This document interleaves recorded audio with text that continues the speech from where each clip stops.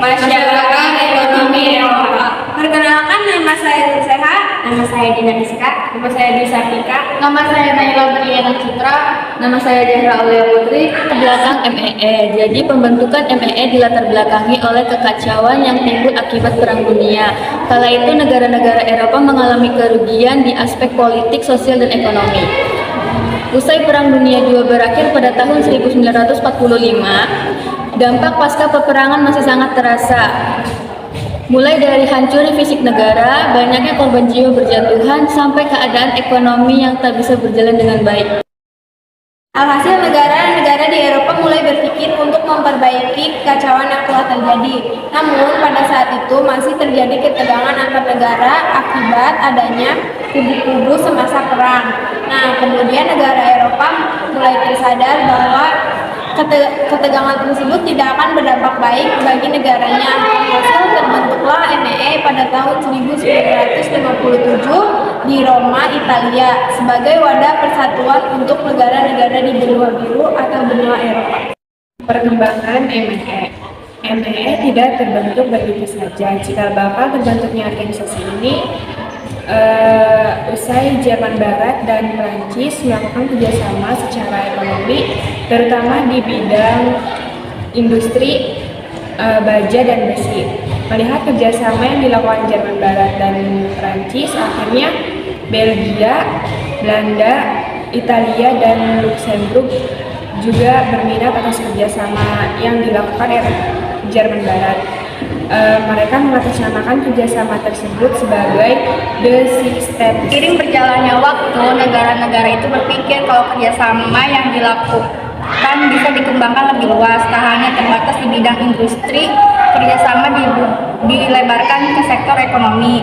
Kemudian seorang tokoh politikus, diplomat, negarawan, sosialisis Belgia, Paul Henri Spaak mempraksikan ide kerja sama sehingga terbentuklah MEE melalui perjanjian Roma. Pada tahun awal membentuknya organisasi ini di bidang ekonomi yang meliputi perdagangan dan industri. Namun MEE mengganti nama menjadi Uni Eropa pada tahun 1990.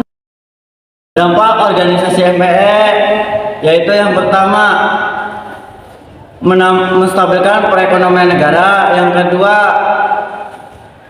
memberi keuntungan dari ekspor dan impor. Yang ketiga, meningkatnya investasi. Yang keempat, menjadikan pembisnis kreatif. Yang kelima, menambah laba bagi negara.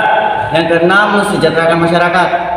Prinsip-prinsip Uni Eropa ada 4. Prinsip utama yang menjadi norma utama Uni Eropa yang berasal dari Treaty of the European Union yang kemudian diamandemen dalam Treaty Amsterdam. 1. Kebebasan. 2. Demokrasi. 3. Penghargaan atas HAM dan kebebasan individual. Serta 4. Aturan hukum. Pengaruh kerjasama MEE bagi kehidupan sosial masyarakat Indonesia. Organisasi MEE bermanfaat dalam meningkatkan kerjasama ekonomi, memperbaiki taraf hidup, dan memperluas lapangan kerja khususnya bagi negara anggota MEE. Organisasi ini kemudian berubah nama menjadi Uni Eropa yang lebih terbuka lagi bagi negara non-anggota. Kemudian tidak hanya terbatas dalam regional saja, melainkan juga berpengaruh terhadap wilayah luar kawasan Uni Eropa. Organisasi MEE ini juga berpengaruh bagi Indonesia. Dengan adanya organisasi tersebut, Indonesia dapat meningkatkan daya saing produk dalam negeri untuk diekspor ke wilayah Eropa melalui Uni Eropa ataupun sebaliknya. Hal tersebut dapat memberikan dampak positif terhadap pertumbuhan ekonomi di kedua belah pihak.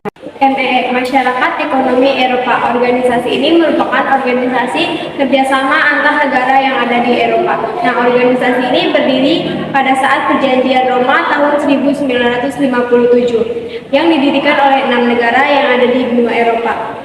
Tujuan dibentuknya organisasi MEE adalah 1. Meningkatkan kerjasama di negara-negara Eropa dalam bidang ekonomi. 2.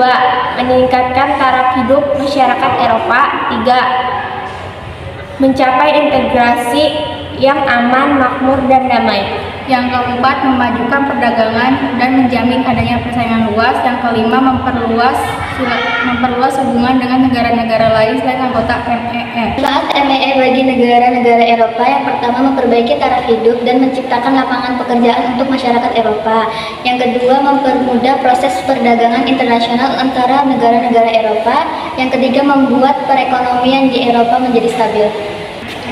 Faktor pendorong MEE adalah adanya kesulitan ekonomi di negara Eropa Barat pasca Perang Dunia II, di mana negara seperti Prancis, Jerman, Belanda tidak memiliki daerah jajahannya lagi. Selain itu, banyak perekonomian yang rusak dan serta ladang pertanian yang hancur akibat Perang Dunia II. Anggota MEE terdiri dari 27 anggota negara yang ada di Eropa. Di Eropa bagian tengah ada Austria, Hongaria, Republik Ceko, Polandia, Slovenia, dan Slovakia. Dan di bagian Eropa Barat ada Portugal, Prancis, Spanyol, Italia, Yunani, Belanda, Belgia, Luxembourg. Nah, dan di Eropa bagian utara ada Finlandia, Irlandia, Swedia, Denmark, Latvia, Estonia, Jerman, dan Lituania. Dan di bagian Eropa Selatan ada Kroasia, Siprus, sama Malta. Di Eropa bagian timur ada Bulgaria dan Rumania. Faktor pendukung terbentuknya MEE. MEE dibentuk atas dasar kondisi ekonomi dan politik negara Eropa. Pasca Perang Dunia II mengalami perpecahan. Kemudian beberapa negara Eropa menjalin kerjasama ekonomi dan politik untuk meningkatkan kesejahteraan masyarakat Eropa.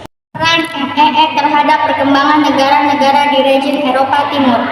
Pertama, perundingan perdagangan internasional. Yang kedua, pendanaan program di negara Eropa Timur serta membantu negara berkembang. Pasar tunggal masyarakat melalui perjanjian Komunitas Energi Eropa bekerja sama harmonis di wilayah. Kerjasama masalah-masalah kriminal, pendanaan untuk penelitian dan perkembangan teknologi. Sekian presentasi dari kelompok kami, kurang lebihnya mohon maaf. Wassalamualaikum warahmatullahi wabarakatuh.